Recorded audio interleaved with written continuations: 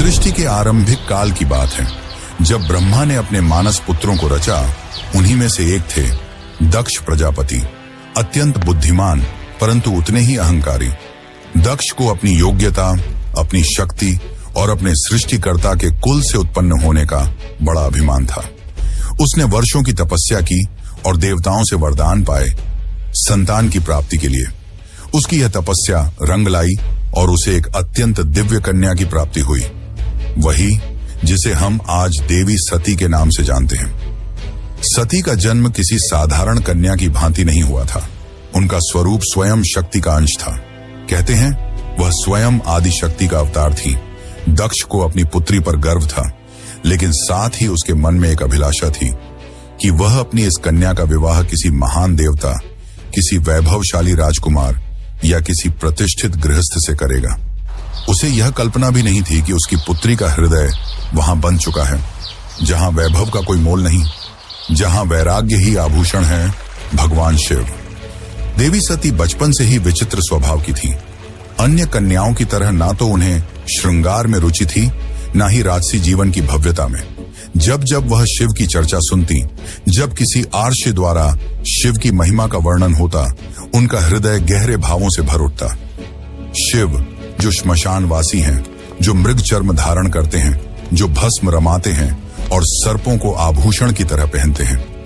आम कन्याओं के लिए यह भय का कारण होता, पर सती के लिए यही शिव उनके अंतर्मन में बस चुके थे। धीरे धीरे यह आकर्षण भक्ति में बदला और भक्ति प्रेम में।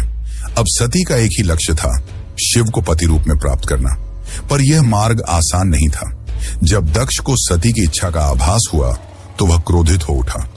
उसकी आंखों में तो शिव एक जंगल में भटकने वाले योगी मात्र थे। उसने सती को समझाने का प्रयास किया कि वह किसी योग्य, राजसी और सम्माननीय वर को चुने, पर सती अब निर्णय कर चुकी थी। उन्हें किसी धन, वैभव या पद की आवश्यकता नहीं थी। उन्हें चाहिए था वह परम पुरुष जो संन्यास में भी पूर्ण है, जो मौन में भी संपूर्ण है। और इसी लक्ष्य के लिए सती ने आरंभ की कठोर तपस्या। पर्वतों की गुफाओं में प्रचंड वायु और वर्षा के बीच सती ने भोजन तक त्याग दिया। उन्होंने पृथ्वी पर बैठकर खुले आकाश में बिना निद्रा के केवल शिव के ध्यान में लीन रहकर दिन, सप्ताह और महीनों का तप किया। देवताओं तक को आश्चर्य हुआ कि एक कन्या इतनी कठोर तपस्या कैसे कर सकती है। और जब उनकी तपस्या की अग्नि ने त्रिलोक को प्रभावित करना शुरू किया, तब अंततः भगवान शिव ने उनकी भक्ति को स्वीकार करने का निर्णय लिया। पर यह तो आगे की कथा है। अभी तो एक पिता के अहंकार और एक पुत्री के समर्पण की टकराहट शुरू हुई है। जहां एक ओर दक्ष चाहता है कि सती उसके राजनैतिक सपनों की सीढ़ी बने, वहीं दूसरी ओर सती हर सांस के साथ शिव का नाम जपती है। यही संघर्ष इस प्रेम कथा की पहली चिंगारी है, एक ऐसी चिंगारी जो आगे चलकर एक भीषण अग्निकांड बन जाएगी। सती अपनी तपस्या में लीन थी। उनका एकमात्र उद्देश्य था शिव की प्राप्ति। अनंतः उनकी भक्ति से प्रसन्न होकर शिव प्रकट हुए। शिव मुस्कुराए और एक क्षण में वह उस तपस्विनी के समक्ष प्रकट हो गए। जैसे ही सती ने अपनी आंखें खोली, उनके सम्मुख खड़े थे वही जिनके लिए उन्होंने सब कुछ त्याग दिया था। शिव ने उनके तप, प्रेम और अटल श्रद्धा को देखा और कहा, हे देवी, तुम्हारा प्रेम मुझे बाध्य करता है। आज मैं तुम्हें अर्धांगिनी के रूप में स्वीकार करता हूं। इस वचन के साथ पूरे ब्रह्मांड में आनंद की लहर दौड़ गई। देवताओं ने पुष्प वर्षा की और फिर आया वह शुभ दिन जिसका साक्षी स्वयं ब्रह्मा, विष्णु और सारे लोग हुए। शिव और सती का दिव्य विवाह। शिव बारात लेकर स्वयं कैलाश से निकले, पर यह कोई साधारण बारात नहीं थी। इसमें भूत, प्रेत, पिशाच, नाग, सिद्ध, योगी, अर्षि, देवता सब सम्मिलित थे। शिव की सवारी नंदी थी, शरीर पर भस्म, जटा से गंगा, गले में नाग। ये स्वरूप देख सभी स्त्रियां भयभीत हो उठी, पर सती के चेहरे पर गर्व था। उन्हें अपने शिव पर गर्व था। वैभव नहीं, सत्य का स्वरूप थे वह। विवाह का आयोजन राजसी नहीं था, पर दिव्यता से भरा हुआ था। स्वयं ब्रह्मा ने मंत्रोच्चारण किया, विष्णु ने कन्यादान किया और समस्त लोगों ने इस मिलन का स्वागत किया। यह केवल दो आत्माओं का नहीं, सृष्टि के दो मूल तत्वों शिव और शक्ति का मिलन था। लेकिन इस भव्य विवाह में एक स्थान रिक्त रहा। सती के पिता दक्ष प्रजापति वह नहीं आए, ना ही कोई संदेश भेजा, ना ही कोई आशीर्वाद, क्योंकि उनके लिए यह विवाह एक अपमान था, एक चुनौती उनके अभिमान को। उनके अनुसार यह मिलन योग्य नहीं था, और यहीं से प्रारंभ हुआ उस अग्नि कथा का बीज जो आगे चलकर पूरे यज्ञ को जला देगा। समय धीरे धीरे बीतता है। कैलाश पर्वत पर प्रकृति की गोद में शिव और सती अपना वैवाहिक जीवन शांतिपूर्वक और आनंद से व्यतीत कर रहे हैं। कैलाश की गुफाएं, मंदाकिनी की कलकल धारा और बर्फीली हवाएं सब साक्षी थीं उस दिव्य प्रेम की जो समय और शब्दों से परे था। लेकिन इसी बीच एक और स्थान पर कुछ और ही चल रहा था, राजा दक्ष के मन में। सती के शिव से विवाह को वह अभी तक स्वीकार नहीं कर पाया था। हर बार जब कोई शिव की महिमा का गुणगान करता, दक्ष की भौहें तन जाती। उसे लगता कि शिव ने उसकी पुत्री को अपनी योग्यता से नहीं, किसी छल से प्राप्त किया है। वह अपनी सत्ता, अपना रुतबा, अपनी श्रेष्ठता सिद्ध करना चाहता था, और उसी घमंड ने उसे एक विशाल यज्ञ के आयोजन की प्रेरणा दी। दक्ष ने यज्ञ का आयोजन बड़ी धूमधाम से किया। ऐसा यज्ञ जिसमें समस्त देवताओं, ऋषियों, सिद्धों और लोकपालों को निमंत्रण भेजा गया। ब्रह्मा से लेकर इंद्र तक हर कोई आमंत्रित था, परंतु एक नाम उसमें अनुपस्थित था, महादेव शिव का। यह कोई भूल नहीं थी, यह था दक्ष का जानबूझकर किया गया निर्णय। उसने शिव को निमंत्रण नहीं भेजा क्योंकि उसका अहंकार उसे यह स्वीकार नहीं करने देता था कि उसकी पुत्री ने उस योगी से विवाह कर लिया, जो ना कोई राज्य रखता है, ना कोई वस्त्र, और जो श्मशान का वासी है। दक्ष को लगता था कि शिव को यज्ञ में आमंत्रित करना उसके सम्मान के विरुद्ध होगा। जब यज्ञ की तैयारियां चल रही थीं, उसी समय सती ने इस आयोजन की बात सुनी। किसी ने उनसे कहा, माता, आपके पिता दक्ष ने एक महान यज्ञ का आयोजन किया है जिसमें सारे देव, ऋषि और ज्ञानी आमंत्रित हैं। वह तो आज पूरे ब्रह्मांड का ध्यान खींच रहा है। यह सुनकर सती का हृदय कांप उठा। उन्हें विश्वास नहीं हुआ कि उनके पिता इतना बड़ा आयोजन कर रहे हैं, और उन्हें कोई सूचना नहीं मिली। कुछ समय तक वे चुप रहीं, शायद आशा में कि कोई दूत आएगा, कोई संदेश मिलेगा। लेकिन जब स्पष्ट हो गया कि शिव और उन्हें जानबूझकर न बुलाया गया है, तब उनके भीतर कुछ टूट सा गया। एक ओर पुत्री का धर्म उन्हें पिता के यज्ञ में खींच रहा था, तो दूसरी ओर पत्नी का धर्म उन्हें शिव की मर्यादा का ध्यान रखने को कह रहा था। अंततः सती ने शिव से निवेदन किया, स्वामी, मैं उस यज्ञ में जाना चाहती हूं। शायद यह कोई भूल हो और मेरा जाना उस विघटन को रोक सके। शिव ने सती की ओर गहरी दृष्टि से देखा। वह जानते थे कि यह आमंत्रण विहीन आयोजन एक साधारण यज्ञ नहीं है। उन्होंने शांत स्वर में सती से कहा, हे प्रिय, जहां सम्मान न हो वहां स्वाभिमान को ले जाना व्यर्थ है, और मैं नहीं चाहता कि तुम उस यज्ञ में जाओ जो केवल क्रोध और घमंड से जल रही है। परंतु सती व्याकुल थी। उनके भीतर एक द्वंद्व चल रहा था, पिता और पति के बीच। उन्होंने पुनः प्रार्थना की, प्रभु, मैं केवल एक पुत्री के रूप में वहां जाना चाहती हूं। मैं पिता से बात करूंगी, शायद वह बदल जाए, शायद उनके मन का विष उतर जाए। शिव ने इस बार उन्होंने अनुमति दे दी। सती ने कैलाश से विदा ली, अकेले, बिना किसी दूत या सम्मान के। वह एक बेटी थी जो अपने पिता से स्नेह की अपेक्षा लेकर जा रही थी, लेकिन उन्हें झांत नहीं था कि उस यज्ञ में उनका स्वागत नहीं, अपमान प्रतीक्षा कर रहा है।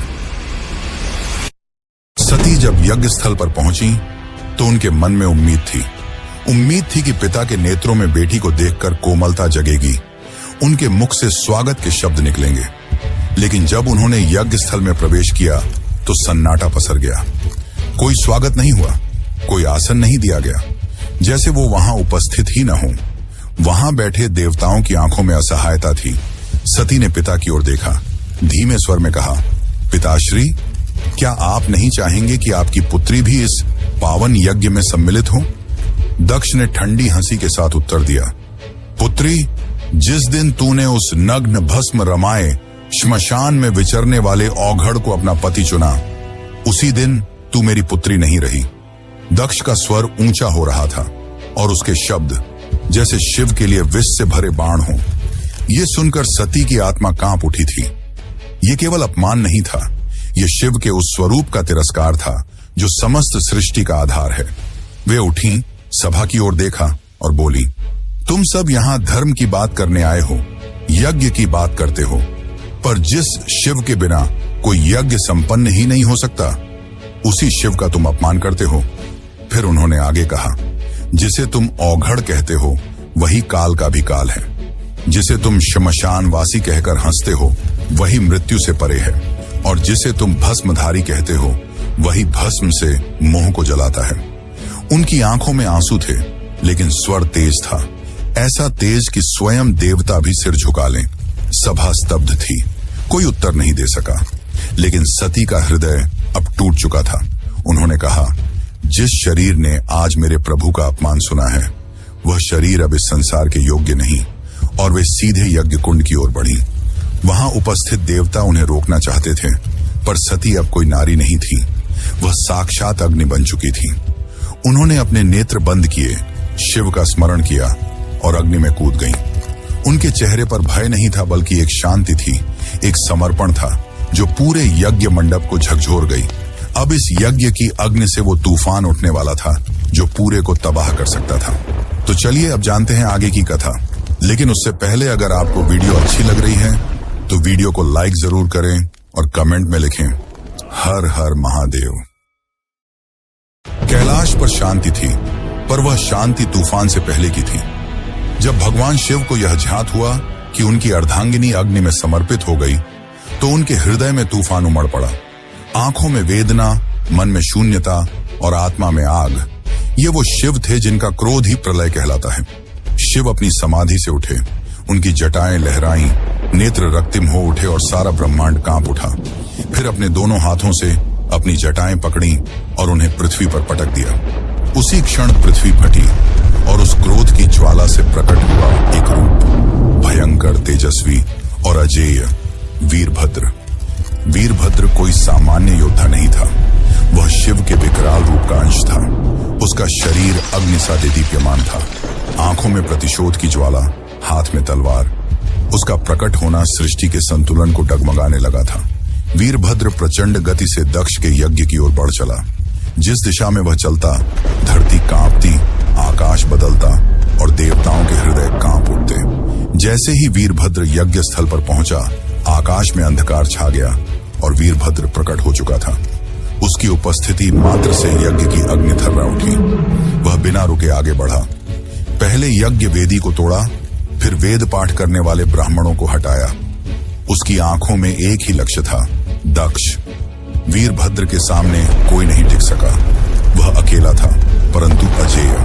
उसके प्रत्येक प्रहार में शिव का शाप था और हर गर्जना में सती का विलाप। अंततः वह दक्ष के सामने पहुंचा। दक्ष अब भी अपने अभिमान में डूबा था। वह चिल्लाया, मैं यज्ञ करता हूं, मुझे कोई छू नहीं सकता। वीरभद्र ने उसकी आंखों में देखा और कहा, तू पिता कहलाने योग्य नहीं। आज तुझे उसी अग्नि में भस्म करूंगा जिसमें तूने धर्म का मजाक उड़ाया। और एक ही झटके में वीरभद्र ने अपनी तलवार से दक्ष का सिर धड़ से अलग कर दिया। पूरी सभा में सन्नाटा छा गया। देवता स्तब्ध रह गए। यज्ञ की अग्नि बुझ गई और पृथ्वी पर सिर्फ राख रह गई। वो राख जो अहंकार, अधर्म और अपमान की अंतिम परिणति थी। वीरभद्र शिव की आज्ञा पूरी कर चुका था, पर यह कहानी यही नहीं रुकती। अब आएगा वो क्षण जब शिव स्वयं यज्ञ स्थल पर पहुंचेंगे, सती के शव को उठाएंगे और सृष्टि में संतुलन डगमगाएगा।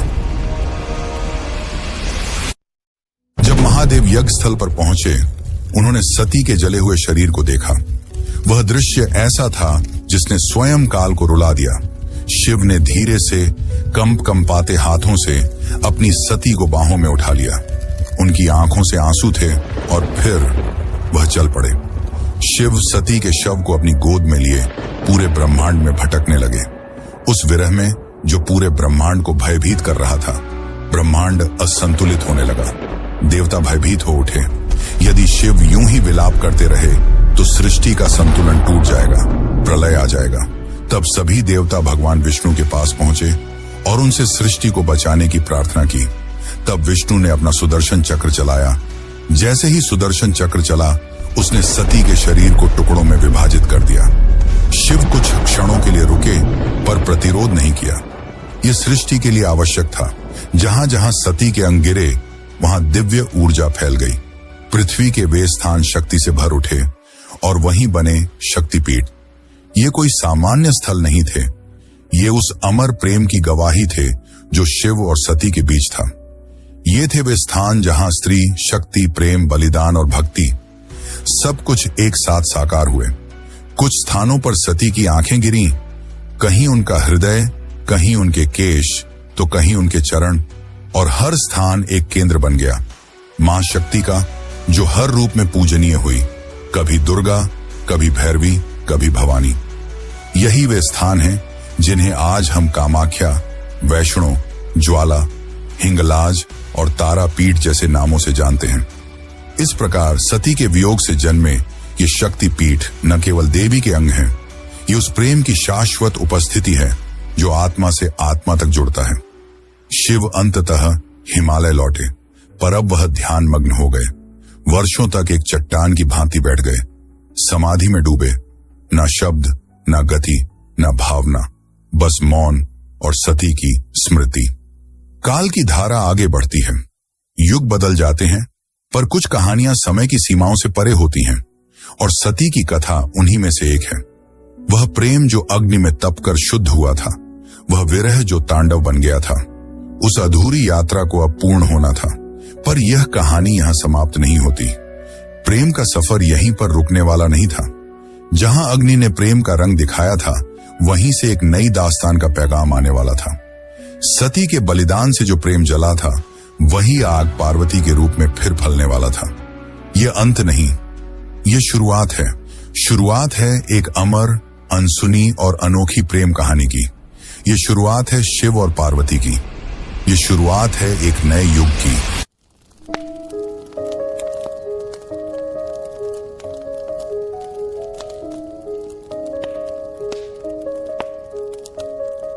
दारुण करुण सत्य सारिका अपरिजय शिवरायिका अबला जड़ पथिर पालिका हरदासिका सदारिका बलनि कुशैकराग्रा नति नृत्ना भवसारिका किल कर्तास्मान स वैष्णव जल्पतो किनो प्रमुञ्च धृति धृत नयना मृदता बलनि किमु विव्रता किना प्रशम्य विषगञ्जकं नरमतः सदा सेनादिशति वेदसमर्यां धरे दूरनुभवा पवनिर्वणसुता विनिगीयमाण सर्गा सर्वयस्तोमिनी मता किञ्चयोदास्यमभ्या किन्ना हार्दकुप्तिजातयानं हन्ति प्रजल्पं क्रुद्धा खरे दुरनुभवा भवनिर्वणसुता हृदि धृत नयन मृदता प्रबलनि किं विभ्रता किन प्रशम्य विषगञ्जकं नर्मतः सदा सेनादिशति वेदसम